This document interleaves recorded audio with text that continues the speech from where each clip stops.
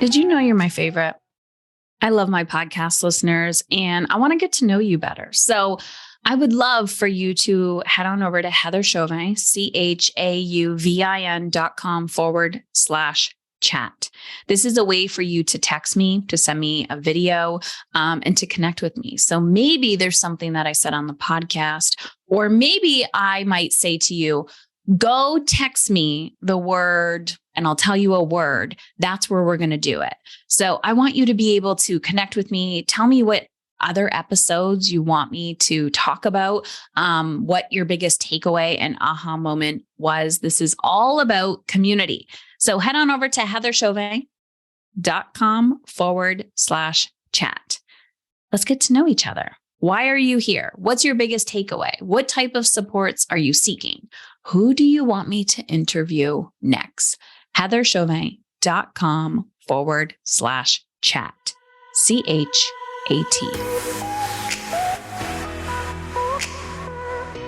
Avital, welcome to the podcast.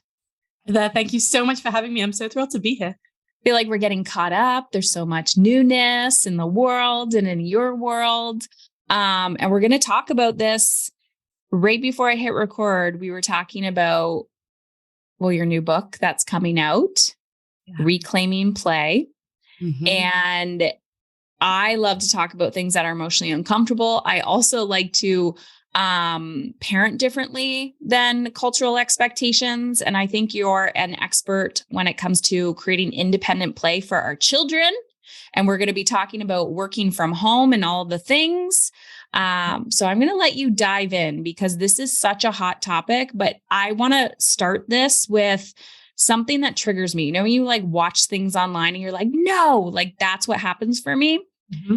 It was a man saying it. So I understand this is a different perspective and a cultural expectation. But somebody that I follow who gets a lot of pats on the back for this statement is, every time my children want to play with me, I will never say no to them. And as a woman, that feels exhausting to me. And also maybe a little, to me personally, a little toxic. So I'm just curious your perspective on play, the history of it, and all the things of why this is such a passion for you. Oh, awesome. And that's such a great setup there. I totally feel why your blood would boil over a sentence like that, as sweet and well-intentioned as it is. And I think that's a place that many of us parents want to be. We want to be open and loving and a yes parent, right? Always connecting and sitting on the floor and playing for hours. And I think it's got this kind of beautiful aura around it. But I also think it's a fantasy, and I think it's worse than a fantasy. If you'll allow me a little harshness here, I think that's quite a damaging way of parenting. Not just for you, the parent. You were mentioning how it could exhaust us, which is a very real thing. As you know, burnout is a very real risk. It's not just a cute little, worry. It's real. We're parenting in the long haul. We have to be here for these children, not just today, but tomorrow, and in a year, and in 10 years, and in 20 and 30 years. Like, this is a lifelong relationship. And if you are pouring all you've got in it, I think that really does run the risk of burnout and exhaustion, which in turn, you could say, well, I don't even care about myself. I'll give it my all. I'll be exhausted. I'll sleep in the grave. You could say all of that, fine. But in turn, that breeds resentment of your children, right? And that festers on a gut level. It comes out in ways that you never expected, in explosions, in apathy to other issues that are going on. Because when you give more than you wanted to, than you were, really in a position to, it's not actually to their benefit in the long haul. But I think all of that could be put to one side for a second. And I want to focus on the even more interesting, I think, issue here, because we all know self-care. I hope that's already really, I know that you beat that drum, and I really hope that people are hearing that. But what people might not realize is that there are many tremendous and significant and lifelong benefits and evidence-based benefits to independent play. And that means independent of adult intervention and even of adult supervision, right? And when you play with your child, yes, you're being loving and you're giving attention and connection, and those are good things. But you are also inadvertently and unintentionally stealing away from them the one area of their life that they can have complete and full control and autonomy over. And that area is so critically important to their development that if you look at any mammals, they play. And by the way, their parents do not play with them. I mean, that's a gross statement and it's too broad. Of course, there are times when parents rough and tumble and tickle and lick and groom and do all sorts of things, sure.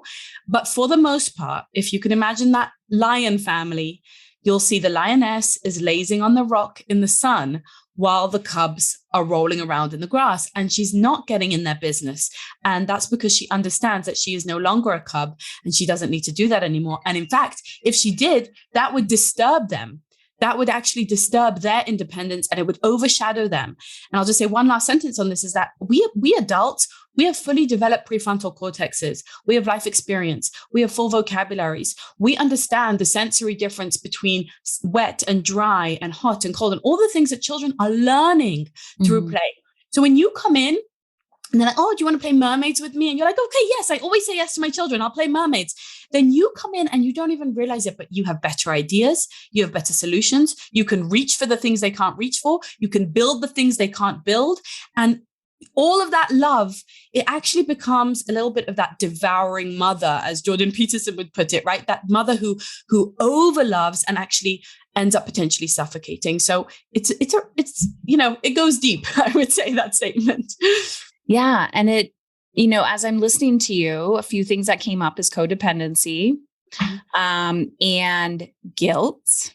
And I always talk about managing your own emotions. And if you're like, well, I play with them because I feel guilty because I'm out all day or blah, blah, blah, or we're separated. It's like, but that's so self-fulfilling. And so, okay, let's talk about the huge pink elephant in the room, which is screen time. So what happens, and I'm sure you get this all the time, where parents are like, okay, yeah, I let them play independently because I just have to work. And then they're knocking on the door being like, I want screen time. I want this. Like, how do I get them to play independently when I have things to do and they're just annoying the crap out of me when they're not on screens? Like this is different in our history for sure, is the amount of screen time. Completely. Everything's different, right? There are lots of different things. And I like to describe, play has literally disappeared from our landscape in the Western world. Like there's a clear and stark demise of play over the last 30 years or so. Kids used to be playing for hours a day, all summer long, that kind of thing, weekends.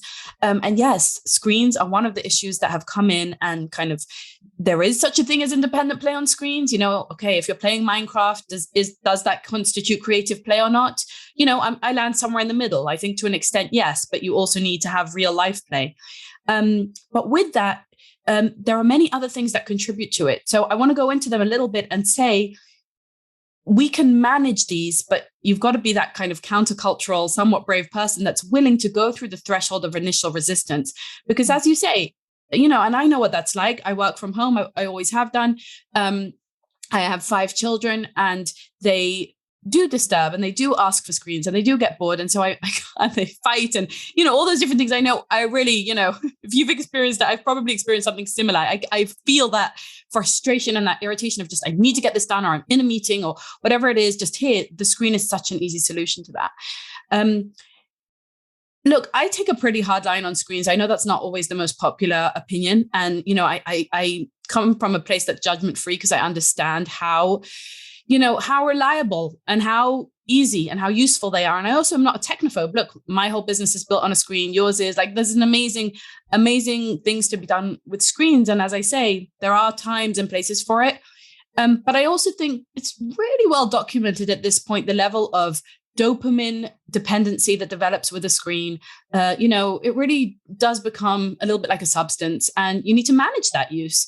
And I think as parents, I don't take that kind of unschooling approach, that free-for-all approach. I believe that it's our role and our duty to kind of mitigate that use and put the screens in their proper place. So the way I like to kind of the metaphor I use for it is that I think they're a little bit like fire, right? And that fire can be used when used safely and in a contained way. It's amazing. It's life-changing. It can be life-saving. It can cook our food. It can heat our homes. But when you let it out of control, it can burn the house down. And so I personally think I want to kind of hand back those reins to the parents and say, no, take the lead on this. Decide what are the boundaries, how many hours, when, what, etc. And as children grow older, I think we can gradually kind of transfer more and more responsibility and freedom as they show us their capacity to handle those things. But I would say, especially in the early ages, that I think a reduced time on the screen is better. And when there, we have, for example, we're Jews and we celebrate Sabbath. So there's a 25-hour screen-free Sabbath for the adults as well, right? For the adults as well. So we're all off our screens every weekend, for example. The rest of the time, we have just clear guidelines of when we do and when we don't, and etc. And the fact is that when there are clear boundaries around something, I find that very liberating because it really reduces the amount of power struggles. My kids aren't coming and asking continuously because they just know, oh, it's on Sundays. Oh, it's, they just know when. They've heard that no so many times, and the other times that they don't need to continue to struggle with me about it. And what I want to say is that in turn breeds imagination and play with Lego or outside, running, riding their bikes, etc. Because when there is no screen, you do find other solutions. You actually do, but you have to go through the initial, right? That kind of detoxifying of the screen.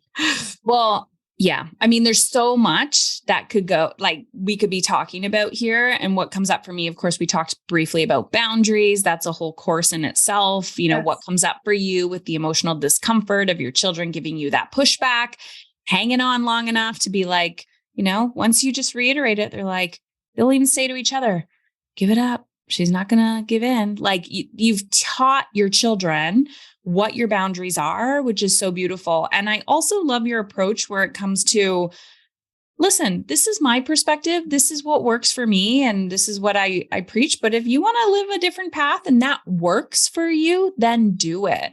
I always just tell people, like, it's just like diet culture or anything else. Like you're like, parent like this, read this parenting book, do this. You're like, yeah, but there needs to be some like self-reflection and self-trust. Does this work for you? Does this work for the season and parenting that you're in? And even having this conversation with you, there's times where I can see like, I keep instilling this boundary, but I'm not following through with it. That's my responsibility. It's not my children's responsibility. It's my responsibility to be like, okay, done. This is happening and owning it. Because if you play this chicken or like this in out energy, it's prolonging your agony and that doesn't support your children either. So I know, let's talk about your book, your framework, all of the things where parents are like, how the heck do I even begin beyond screens to start with this reclaiming play? Amazing. Yeah. I love everything you just said. It's such a journey to set boundaries, but it's very liberating in the end. So, okay. So the journey to reclaim play is first of all, the understanding that play has tremendous benefits and that it's worth it, right? It's not just one of those archaic things that we can just be like, oh, that's part of history. We don't need that anymore. It's actually encoded into our DNA. It's how humans have evolved. As I say, it's how all cubs evolve. And the longer the childhood, the more intelligent the species. So when you have really complex species like humans, we actually need this long childhood in order to learn all these different skills, right? We don't just need to know one clear set of skills like hunting, right? We need to know many, many, many skills, social and emotional skills, physical strength and physical, body awareness and spatial recognition and all of that. We also have academic skills in our culture, right? We need to learn reading, writing, arithmetic, etc. So there are all these different types of skills. And the amazing thing is that all of them are improved through independent play. Literally, when you are doing nothing, you're sitting on your couch and drinking your coffee and reading your book, and your child is playing, whether that's with dolls or imaginary play or running around and just imagining that they're Superman or putting on a show. All the different types of play address different areas. And I often like to think how we adults, we spend so much time and energy and money on yoga classes and meditation classes and creativity, all these different things that we try to learn. And much of this, including rest, including stretching their bodies and just being in touch with their bodies, all sorts of things like that, are encoded in play. And the cool thing is it's free. It's completely accessible, and you really don't need anything to do it. It's encoded naturally. And that means that you can avoid the power struggles around this. So yes, to begin with, you need to establish it, right? You need to make space for it. And the cool thing is that even the establishing is about doing less, not more, right? There are a few things you could do, but mostly you need to do less. You need to be less involved. You need to be more trusting. You need to be more relaxed. You need to make space, physical space. So there's less toys. And emotional and mostly time, right? So that there's less in the schedule. And when you do that, you'll see that play will come in and fill up those spaces. The imagination will work. So I'll just give you a quick overview of where I think play has gone. And much of this we've already touched on, but I like to say that play has been stolen. And I use the acronym STOLEN to really outline where it's gone. And I think that really is a good mirror image to how we get it back. So just as a quick one, the S is about safetyism. So that's about us parents being a lot more risk tolerant and trusting our children. Even within our home, often we don't trust them, to take on a project, to do things that may, use a hot glue gun when you're 9, or, climb on something when you're 3, etc. So obviously within reason, but being allowed to take more risks allows our children to step into independence. And if we're constantly mitigating that, saying, no, be careful, stop, and watching and observing, we're kind of telling them, don't even try. You can't do it. You'll never succeed. I need to help you. Let me save you. And we're keeping them very small, even in that realm of play that is, so much the birthright of childhood. So that's the S. And then the T is tech addiction, which we've already discussed. And that's about just putting the boundaries on the screen so that it doesn't take up, whatever you might say about screen usage. One of the worst parts of screen usage is what it takes away from, right? We're not outside anymore. Being outdoors is such an amazing mood elevator and all of that stuff. We're not moving our bodies when we're on a screen. That's why my personal screen time preference would be something like, a Wii or something where you actually are, you're not sedentary, you're actually moving your body. But anyway, that's tech addiction. And then O is overachievement. So that's about ushering our children about from scheduled activity to scheduled activity, which are all, by the way, adult organized, adult directed, right? So when did they get to be autonomous? When did they get ownership over what's happening? And the overachievement really becomes this kind of resume building in childhood, rather than teaching them to, do things that are also intrinsically rewarding, like play is. When you look at play, there is no certificate or accolade, trophy, nothing happens. And so many parents just don't even see it. It becomes invisible to us because we're so invested in our children's achievement. But research shows there's a direct correlation between childhood play and academic achievement later in life. So this, in many regards, is not a contradiction, but rather something that supports the same goal of achievement. And then the L is about loneliness. And that is really a tough, it's like an endemic to our society that we're so isolated, and it's very hard to trust children and to let go and to relax when you're just you two, or just whatever, a family of 2, 4, etc. It's very isolated and focused. And when you observe what happens in hunter-gatherer groups, in indigenous people, when their children are playing, they're playing with each other, and the adults disperse the responsibility of watching the children, right? They're all kind of keeping half an eye out. And that becomes a lot more of a much more relaxed environment to do that in. And so I would just say that the action item on that point is really to do whatever you can to form close bonds with families around you, with extended family, with people in your neighborhood that can create that kind of network for your child to move more freely within. And then the E is about excess. And that's about just having too much stuff, literally physical stuff in our space. We often think, okay, I'll buy this toy, I'll buy that toy, then my kid will play, then they'll keep busy. And you all know this experience that you bought the toy, they're so excited for the first hour, and by the next day, it's crunching underfoot. It's becoming more junk and more clutter, and it's so stressful. And if you think about it, we have this mistaken idea that I buy more toys, it equals more play, but toys are the tools of play. So if you think about your own work, if you came to your desk and you had 7 more computers, that would not make you more productive. That would make you more overwhelmed, and you would just be like, I don't even know where to begin. And then finally the N, and this is really kind of full circle to the beginning of our conversation, is about narration. And it's about that kind of misguided advice, well-intentioned. It's all well-intentioned, but it's misguided, that parents should be narrating. We should be commenting. We should be praising. We should be involved. We should be on the floor saying, yes, playing with our children every single time. And as well-intentioned as that is, and a lot of it stems from that 30,000 word gap study where people are like, okay, I've got to increase my child's vocabulary.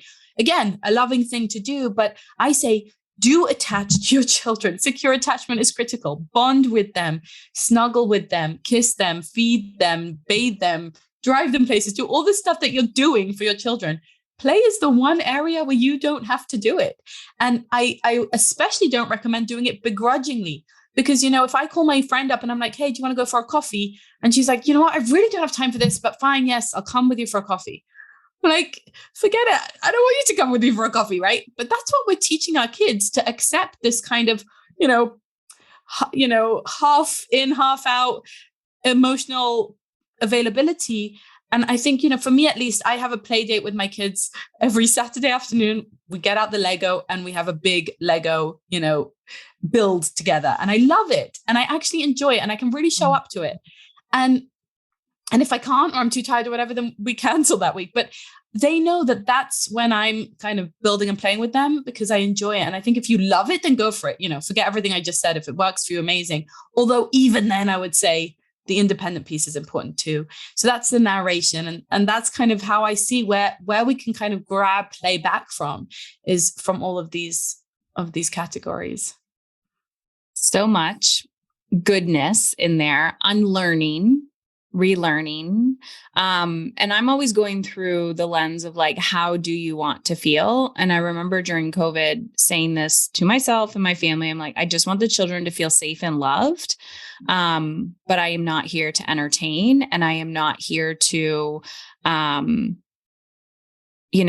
be a teacher and do all those things. I am working, and I'm not taking more on. So I just want you to feel safe, and I want you to feel loved. And I think safety is such a big part of this. Like, just because my children are in the other room, like, they can still feel connected to me. I can still feel connected to my children. It really is about the energy that we bring to those conversations, and the expectations that we put on ourselves. And I think we need to give ourselves more credit that, yes, history has changed and culture has changed, but like, why are you doing something that is not serving you, and how that doesn't serve the child? Because I know when you shift the energy, everyone's annoyed, right? Like, you're like, this is new, but it takes time for the cultural energy, like the ecosystem in your home, to change. So we need to be a little bit of the rebel. We need to like shift our identities when it comes to that, heal our own wounds, whether it's like, oh my gosh, my child's going to become like this. And it's like, well, where does that come from? Right. So there's a lot going on here. I want to talk about how you can work from home while your children, you have 5 children, are having independent play. Because I'm sure when you make that statement, people are like, how do you do that? Because I hear a lot of people being like, I need more childcare. I need more of this. I need more of that. And I've been able to co-create with my kids, especially when they were younger. And there was a part of me, like, yes, it was nice to have them outside of the home for a little bit. But it actually didn't make it easier, because then emotionally they were gone, but then I was still worrying about them. So I'm like, it didn't give me more time or energy, because there's an emotional component to it. But I always struggled when people are like, I can't do this. I can't do this. And I'm like, I can empathize with that, but you don't have to entertain your children all the time because they're in your physical presence. So that work thing, that working from home with your children in the home. Yeah, that's a huge question. And I have, trainings on this, et cetera, because it's something I really want for other parents to be able to do. It's such a, for me, it's changed my life and made a lot of things possible. And I also just want to recognize, before I outline some of the strategies, is that I know that there's lots of different types of temperaments, lots of different types of kids, of physical homes, of schedules, of work, right? So, you have, like we said at the beginning, you've got to take what works and leave the rest and make this apply to you and your individual situation. But I'm happy to kind of serve as an example in the sense that it is possible. I'm not saying it's possible for everyone all the time, but I think as a culture, we're still kind of trying to navigate this, work life balance and how we do it. And everything's changed so drastically with working from home becoming, almost the norm, I would say, in many areas. And so, and then we have people who have their children in childcare all day, people who have a little bit of help here and there, people who live with their grandparents in the house, and lots of different levels of support. I think, I guess, if I just pull something out of my training, the best tool that I have found is to understand what type of work you actually have to get done, and really be discerning. Because if we still kind of think about the 9 to 5 in the office, and we just kind of think, okay, 9 to 5, I need to be at work, and that's my time, and it's blocked off, and it's completely segregated from my family. And so whatever happens there, it happens there. But even within an office, that's not, those hours are not packed with productivity, right? People are having lunch breaks, and people are having conversations and cooler talks and etc. There's actually probably only about 2 or 3 hours a day that any one of us can manage focused, in-depth, and uninterrupted time. And what I've noticed is that for me, that's things like doing an interview, podcast recordings. Those are times where I really cannot have little voices in the background, or I can't stop in the middle to handle a tantrum. And so those are the times where I say, okay, that's like my red light work, right? If there was like a traffic light on my door, that would be the red light where no one can come in. And so I have to be realistic. What are the times where I can ensure that basically my children won't disturb? So that's when there's another adult watching them, right? So that's when they're at daycare, or that's when grandma's around, or babysitter, or whatever, or your partner. And then often when they're on screens, that's a time where they're not going to disturb you. So I kind of will use that time very, very precisely. And the other time is when they're sleeping. And the truth is that kids need between 12 and 16 hours of sleep a night, depending on their ages. And adults, if you're getting 8, that's fantastic. So you've already just got 4 hours of work potentially when they will not disturb you. And so it's very hackable once you start looking at it in a very pragmatic way. Like, I can get focused adult-free work without paying anyone even. Not that that's a bad thing, pay someone if you can, but I'm just saying, even if you didn't want to do that, while they're sleeping, you already have 4 hours that you're awake and they're asleep. But then we tend to use that time for other things like housework, like, okay, maybe doing yoga, having a shower, chatting on the phone. Those are the types of things that I do when my kids are around. I like to involve my kids in housework. I like to work out when they're there, and that's witnessing that and modeling that for them. Not always. Sometimes I'll be out in the gym or whatever, but I'm just saying, we don't have to, we can remix, we can reshuffle, right, the connection. So, and then I would say, the majority of my work is the type of work that I can do where I call it kind of the orange light or the yellow light. The yellow light is look, I'm busy. I'm focused on this. I'm not giving you attention. I'm not playing with you. I'm not. But if I need to stop and, wipe something or help someone or quickly fix them a snack, I can. Nothing will happen. It's not like when I'm recording something. And if you think all of the emails, all of the writing that you do, all of the, designing things online, anything that you're doing really on the computer that isn't like a recording, you can do while your kids are playing next to you. And so, yeah, my kids are there. If there's any crisis, if they need anything, they come and tell me. If someone's screaming, I pause and I go and listen to what's happening. But overall, I can sit like that for hours, right? And I can be designing websites. So there's so much you can do. And then of course there's the green light. And that's also important when you actually switch off from work and you're present with your family. And we spoke about that earlier, but that's of course crucial too, especially to the guilt piece. I'm like, look, I know that for me, at least, dinner and bedtime, I'm pretty much never working during those times because I really love to be present, right? I know on the weekends, I'm completely disconnected and I'm with my family. That's what works for me. And that frees up my guilt. I'm like, okay, but the rest of the time, someone's going to earn a living around here. I'm going to work, and I love my work and I love what I'm doing and I love what I'm modeling for my kids. They see someone who is, driven and ambitious and hardworking. And they're also learning a lot of the skills that it takes to run a business and that kind of thing. So I think it's a win-win when it's, more integrated and more complementary in that way. Yeah. So much that I want to say about that. I really appreciate that. One, I think just like an excess of toys, the overscheduling, when it comes to business, there's so much busy work that Yeah. is, you could literally cut your workload in half. I know a lot of people spend way too much time on social media. I personally don't feel like you even need social media to build a business. I don't feel like you're super active on your social media, right? Like you I post. basically left social media about a year and a half ago. I don't even have the apps on my phone anymore. Mm. Someone on my team will just post updates, when we have a podcast out, etc. But I found it so draining and And your so business is growing. unnecessary. My business is growing. Yeah, Yeah. my Yeah. business is growing. I mean, whatever. I get it. I get it. Why people feel like they need to show up everywhere. I just do not feel the need, and I haven't seen any kind of change in my business as a result. I love it. Every time, there's no direct, for me personally, there's no direct ROI. I think Mhm. social is, oh, look, I found her. So I heard her name Yeah, somewhere. It's a gain, no like and trust. Okay, go back, buy her book, go back, listen to her a business podcast, get card, closer. right? Right. So Yeah, it's a business card. But I don't want to be living on social. People are like, I want to see what you're up to. I'm like, great. I don't want you to see what I'm up to right, because I'm being exactly. present. Yeah, And if you listen to the podcast, you might find out what I'm up to, but also, that's a whole other conversation about using your children in your brand. But my kids are getting older and they're like, do not post that picture. Do not post for that sure. video. And I want to respect their privacy, their stories, their life Yeah. as well. And so, yeah, it's wild, but I'm all about desire. I'm like, if you keep writing, Mm, wouldn't it be nice if I could get off social media? Wouldn't it be nice? Like, feel into that because that's a breadcrumb towards this bigger conversation of like reclaiming play. It's like you're yeah, reclaiming your life, you're reclaiming your time, you're reclaiming your energy.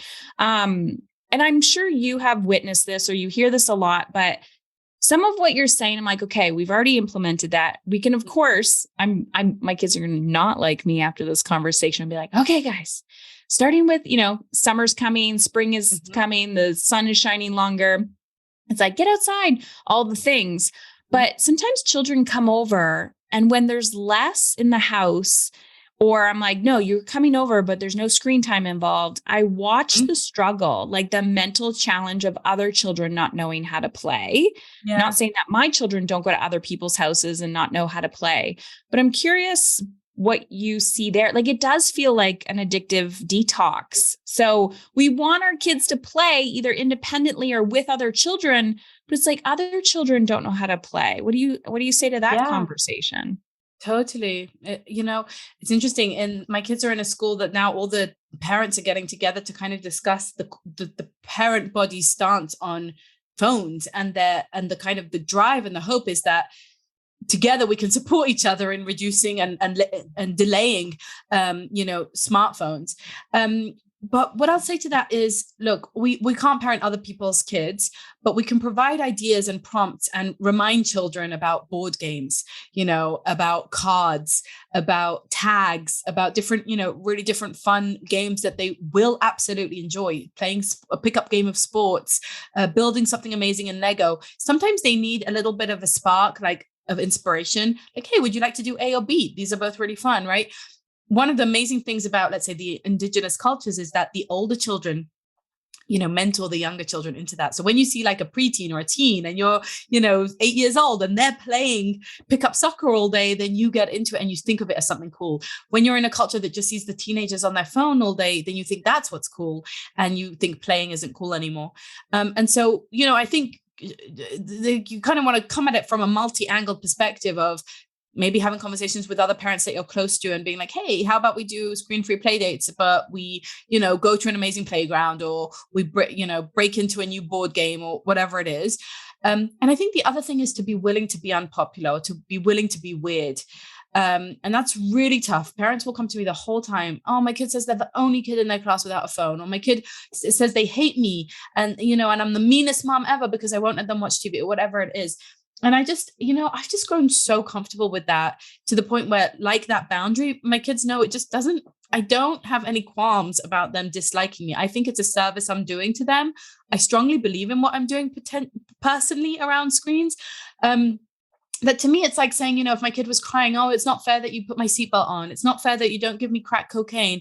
It's like, it just doesn't, okay, it's not fair. You can cry about that. I don't care. Like, I know that I'm doing the right thing personally. So, they'll have plenty of time for this when they grow up. They can make their own decisions. They can buy their own iPhones and do their own things.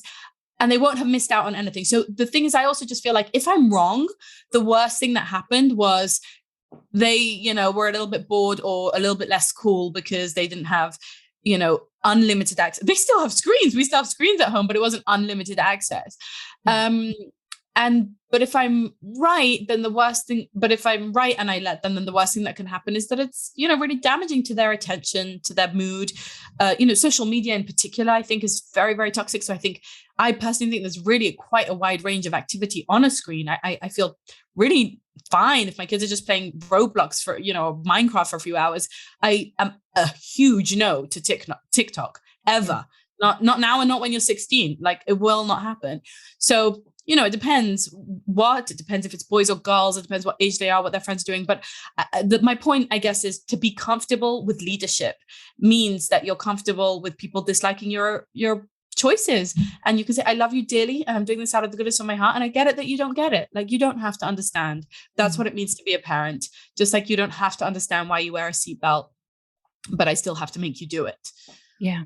And just how you said that, like, it's okay. I get it. You're not liking this, is a different energy than getting angry and yelling at the child. If it is actually creating a like a confrontation, most likely the child is triggering something deep within you that needs to be regulated. Because I do see a lot of people, and myself included, where I'm like, I don't have the mental capacity. Sure. Yeah. Go do that. And the reason why I did that is because I'm avoiding something within myself. And so I'm like, yeah. And so it's a co-creation. We have to look at our own toxic, like, lack of independent play. And what I mean by that is, how often are you, not even just the screen time, sure, but how often are you playing beyond work, beyond all these other things? Like, our children are teaching us boundaries as well. So much. So my oldest is now 18. This has been, I'm laughing. This is like my next book. Okay. So I thought, as a parent, mom is in control. I can control my children when they're younger. I can control what they wear, what they eat, what time they go to bed, all these things. When your child is now becoming an adult and you're saying, take your phone out of your room, and they're like, Mom, I pay for my phone. I'm 18 years old. I'm a legal adult. You are not going to tell me what to do. You're weird, blah, blah, blah. I do have control over certain things, but I have had to learn to let him experience the contrast of almost binging on things that I used to control, realizing, I'm not going to control all the junk food you put in your mouth because now you have a job and you can do all of that. It was a next level of me trusting with those boundaries, watching the innocence of, as my kids get older, watching the innocence of their lack of play. 13-year-old now being like, I want a phone. I'm the only one left without a phone. I was like, sorry, I will never buy you a phone. Like, 100% never buy you a phone. You can buy your own phone when you have a job and you can pay for it. And I will never. And if your grandparents buy you a phone, I will say thank you. And I will literally hand it back to them. 100% certainty that will never happen in my home. And that's just a non-negotiable. Well, I'm like, it's fascinating to watch it's like you have boundaries and then all of a sudden they grow up and you're like, oh my gosh, this is next level boundaries. But do you have any, I hate the word tips, but do you have any advice for parents of teenagers when it comes to, we're reclaiming this play. You've worked so hard in their younger years and all of a sudden you're like, I've created a monster. Oh, it's so hard. And my eldest is I'm just curious. But I'll tell you, I have 25 nieces and nephews. So I see this up close and personal in many different iterations. And I have to say, I think my siblings are incredible parents. I'm the youngest of 6, and everyone they're all parents. And sorry, I'm just adjusting this. And they have really shown me how complex and maddening and challenging and confronting, all of the things, right, it is to move from childhood into teenagehood and then into adulthood, which is again another whole, as you're experiencing, another whole level. But just recently my brother gave me a great piece of advice. He said the best piece of advice I've had around raising teens is that when you're parenting young kids, you're their manager. Right. And like you said, you can control pretty much every aspect of their life. As they step into teenagehood, the goal is that they rehire you as a consultant.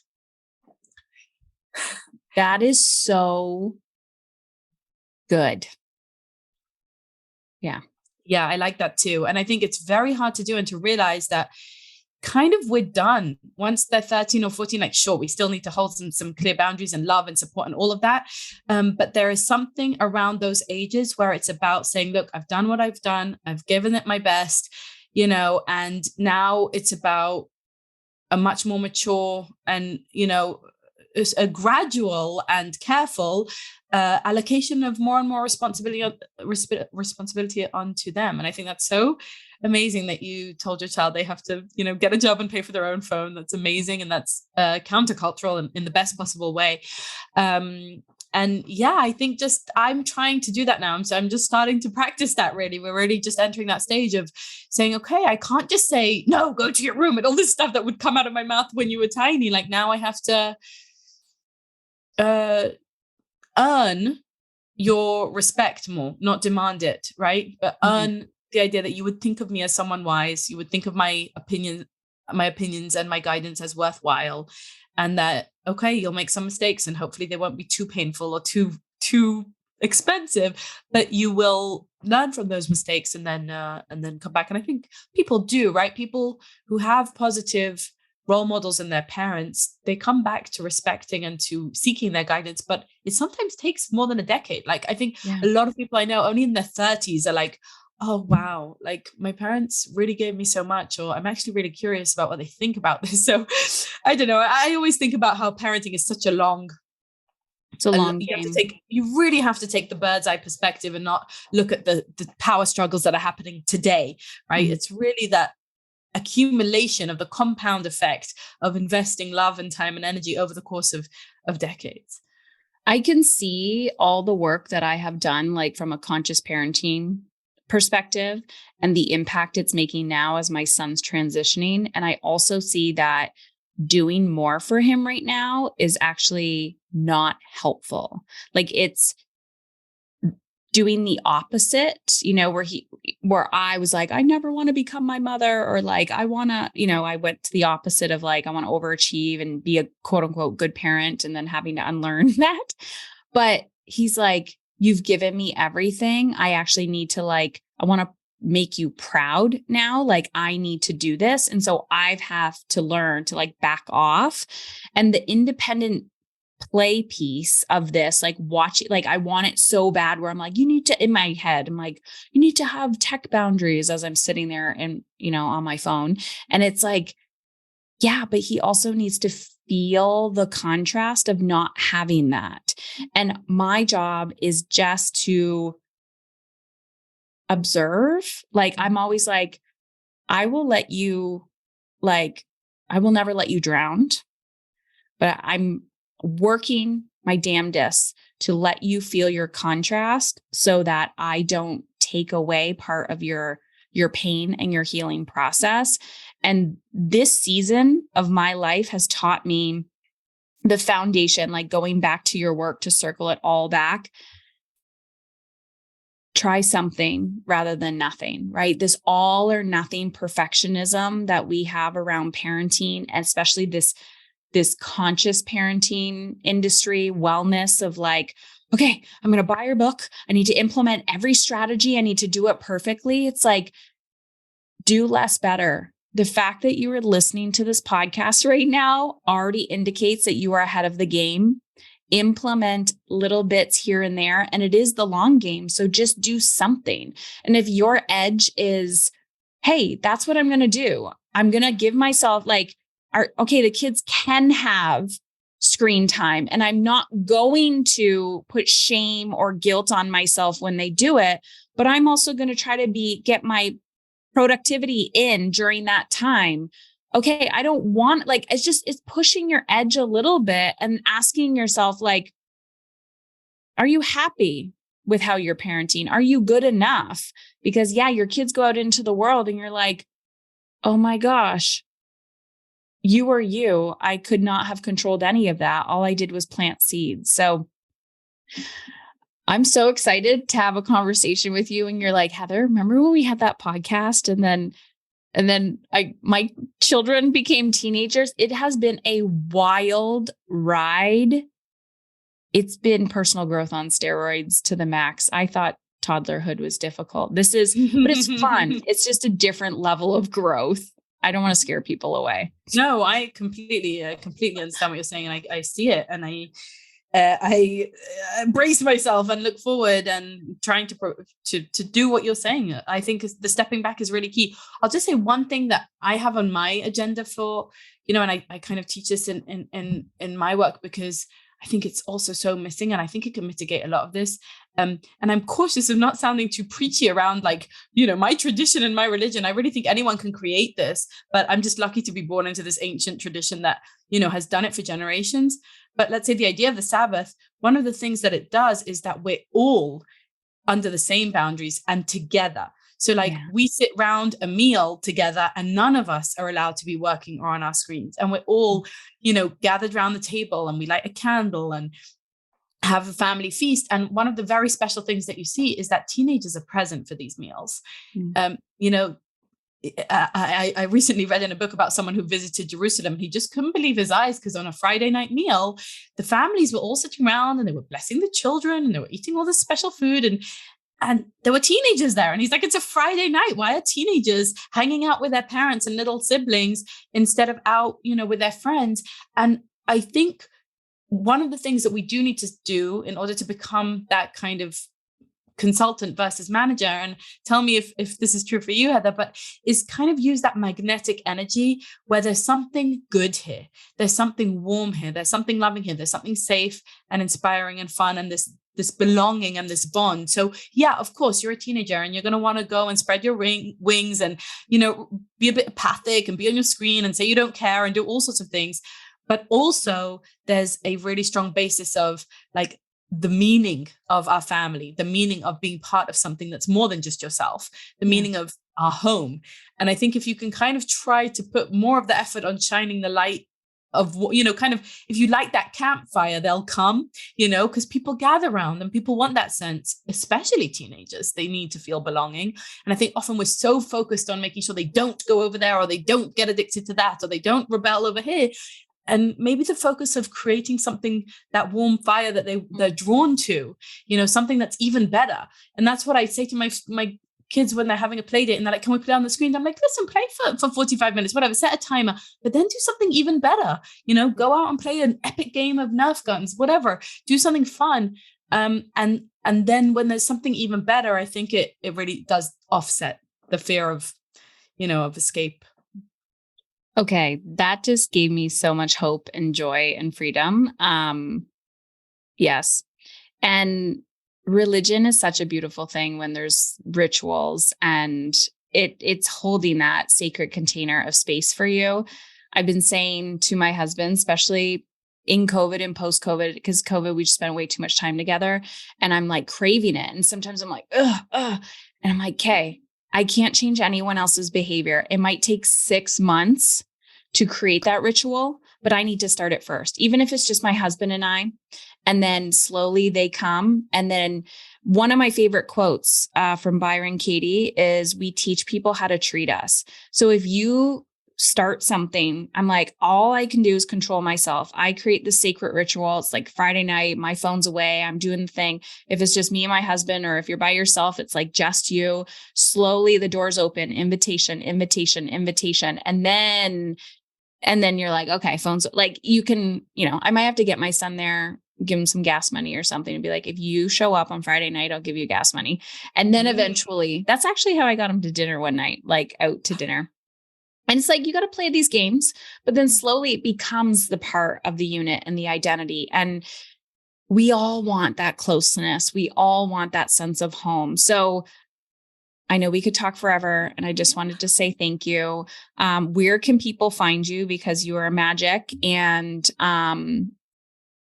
yeah, this is uncomfortable. It's uncomfortable work. Let's just admit it when you're doing things differently. But this is why we need to brainwash ourselves with you. So where can people find you? Heather.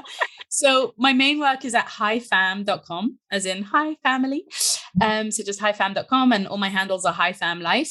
And if you want to learn more about play, then go to reclaimplay.com. And that's where the details of the book and the course and just really getting into the independent play is all there. And when is the book coming out? Should be I don't want to say a date because now it's all okay. Don't touches. Month, year. I'm not even sure. Yeah, about 6 weeks from now. So from the time of recording. So yeah, shouldn't be too long. This will be out when your book is out or around that time, awesome. So they can go to reclaimplay.com. Exactly. Thank you. Yes. And then they'll know the true day of launch day. Exactly. You're a superstar, Heather. Thank you so much for having me. It's always amazing to connect with you. Thank you.